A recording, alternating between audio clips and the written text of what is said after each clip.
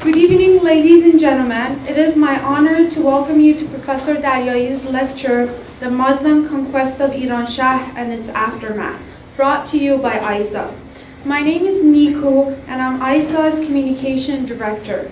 As members of Iranian Student Alliance in America, we wish to increase the general public's awareness regarding Iran and the historical, political, and social issues affecting the Iranian community, and to promote the Iranian American identity and culture.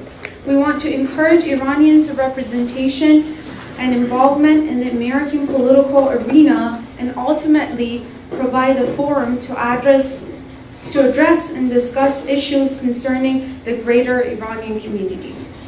Dr. Touraj Daryaee was born in Tehran in 1967.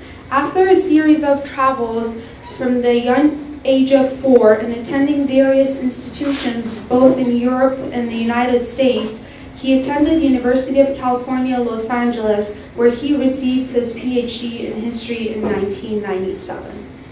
It is also our pleasure to have Professor David Stronach with us tonight. David Stronach has been Professor of Near Eastern Archaeology at the University of California at Berkeley until he retired in 2004. He has excavated at Pasargadae, the capital of Cyrus the Great. He is undoubtedly one of the world's top experts on Pasargadae. The breadth and distinction of his scholarship have earned him many honors and awards. Please join me in welcoming Professor Stronach, who will introduce Dr. Daryaee and talk about his scholarly contributions to Iranian culture.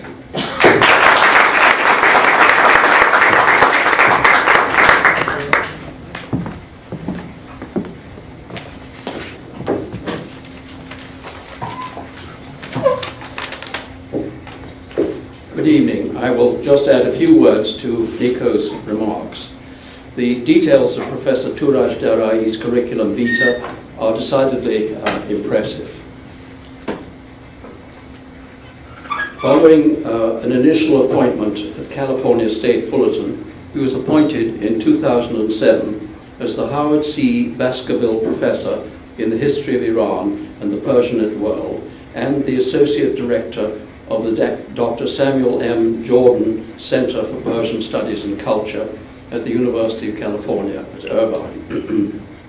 Dr. Daryaee is a prolific author, and apart from being the editor of the Namiye Irani Bastam, also known as the International Journal of Ancient Iranian Studies, he's the author of many books and articles.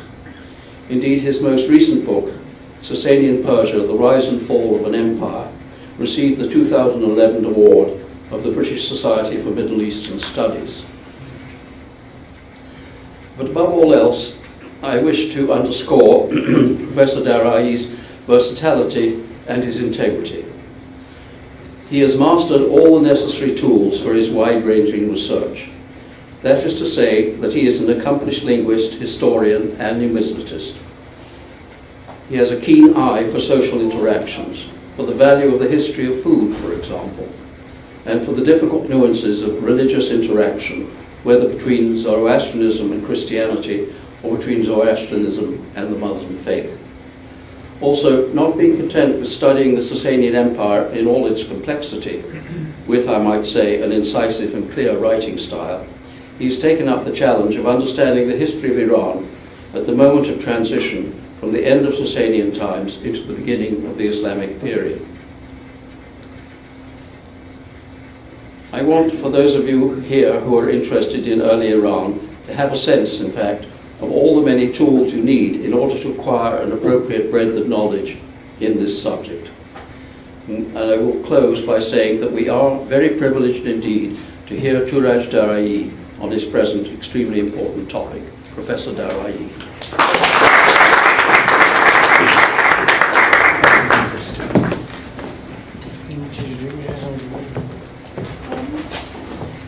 Should I be holding this? Because there's, or I could just hang it like a noose around my. Yeah. How about this? Fashionable. Fashionable? Great. Ladies and gentlemen, Professor Stronach, thank you very much for that very kind, too kind of an introduction. I wish half of those things that you said were true. I try my best.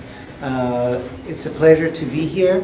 I'd like to thank ISA, what in Persian is called همبستگی دانشجویان ایرانی در برکلی, Iranian Student Association of Berkeley, for the kind invitation, as well as the Near Eastern Studies Department, where we have the distinguished professors, Professor Stronach here, Professor Azarpay, and Professor Schwartz here before us, and also Professor Vivina, who has come from Stanford, who's my dear friend. If you cannot hear me, I suggest you come a little bit forward, and then I think you will get a better sense of what is going on. Now, the topic I've chosen today is something that is, I don't want to say dear, but very important to many Iranians. In fact, I like to invoke or paraphrase something that William Faulkner has said, and so much has been repeated even by President Obama and others, this quote, that the past is not dead. In fact, it's not even past. In fact, the Arab-Muslim conquest for many Iranians is as if it took place just yesterday. It's somehow imbued in our psyche, the way we look at the world, the way we judge the nation state of Iran, but perhaps what I call Iranshahr, from Oxus to Euphrates world, how it's turned out to be, and why perhaps hasn't done the way we imagine it should have. And we also have in retrospect, think how things should have been or was in antiquity, and then what happened as a result of the Arab-Muslim conquest. Now, I can't really say much more than the allotted time I have here for 45 minutes or 50 minutes about all of these matters. But what I will do, actually talk about today is, according to my view, of course, sort of a non-judgmental view of what seems to have happened between, let's say, the beginning of the 7th century, 628, let's say, with the death of the last great Sasanian king of kings, Shahanshah Khosrow Parviz, who struck these gold coins, if we agree that these are indeed his coinage as opposed to Khosrow I. I will begin from 628 and then try to go all the way to the 8th century. That is for about a century and a half, to see what is going on in some parts of Iran, so that doesn't mean that this is going on everywhere, and try to perhaps come to some sense of conclusion as how the Iranians reacted, interacted to this great Muslim sweep that defeated not only the Sasanian Empire, but the Chinese, the Turks, the Byzantines, virtually everyone that they fought against. Okay, that is what I will be talking about. So after the defeat of Khosrow Parviz, which has its own long history, which I'm not going to talk about, I traditionally divide the end of Sasanian history into 3 major periods. The first one is the period of fratricide and the waning of monarchic legitimacy. That's what I call it, at least. This is a phase of, indeed, disintegration, in the sense that Khosrow's son, Kavad II, comes to the throne. And he is going to eliminate his 17 or 18 brothers, that is, have them killed. In this way, you have most of the legitimate heirs to the Sasanian throne being actually eradicated.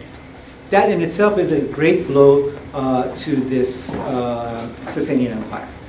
One of my students is working now on environmental history and plague.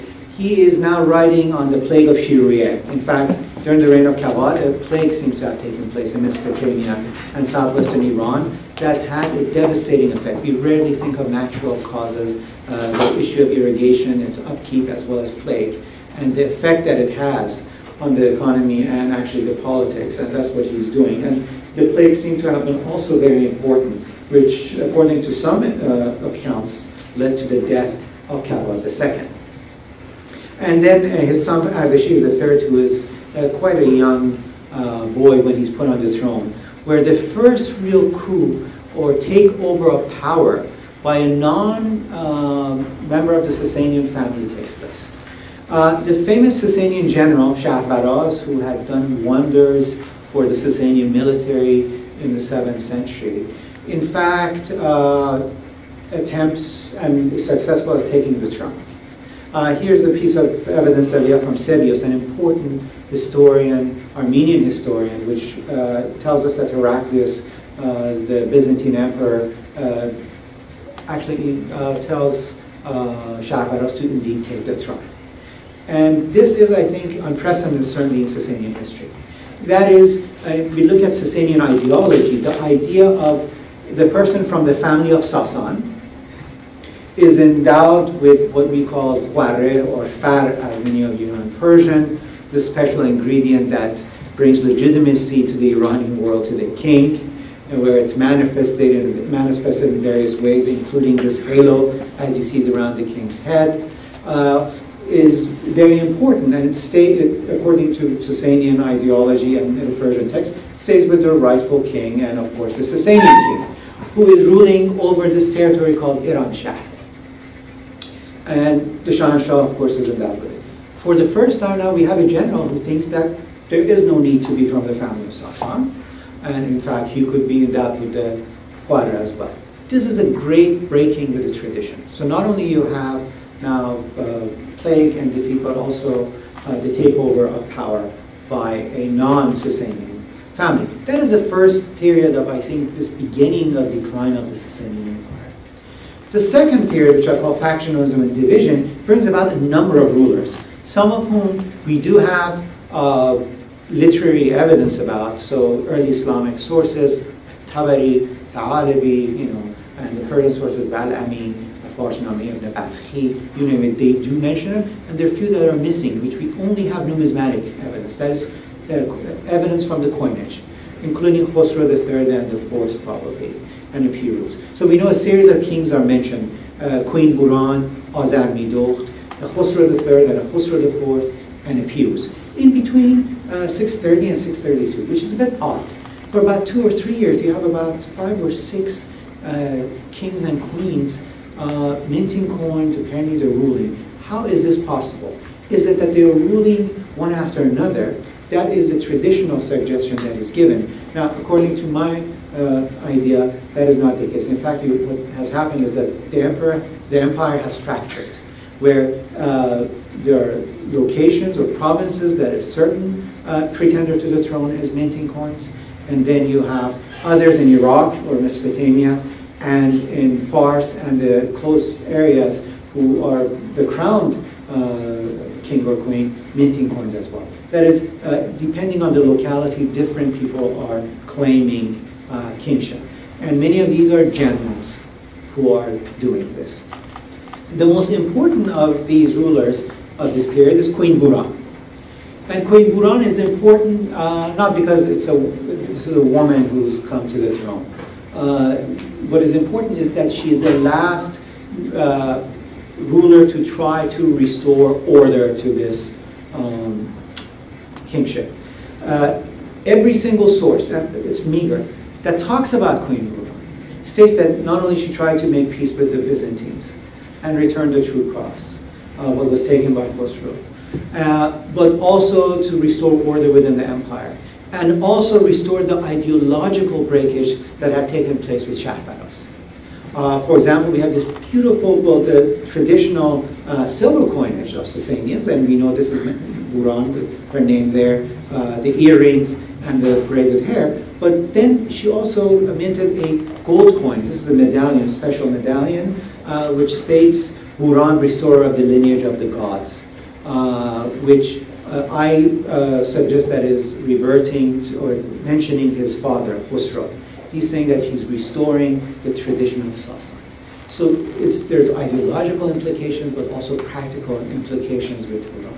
Buran is eliminated, and while she's there or eliminated, we have these other strange coinage of a Khosrow, and there are two sets. A Khosrow III, who probably is in Fars, and a Khosrow IV, who is in Khuzestan. So these, you might say generals, perhaps warlords, are minting coins suddenly in their own name. They may be the family of Sasan, or more probably that they are simply generals who have power, military power.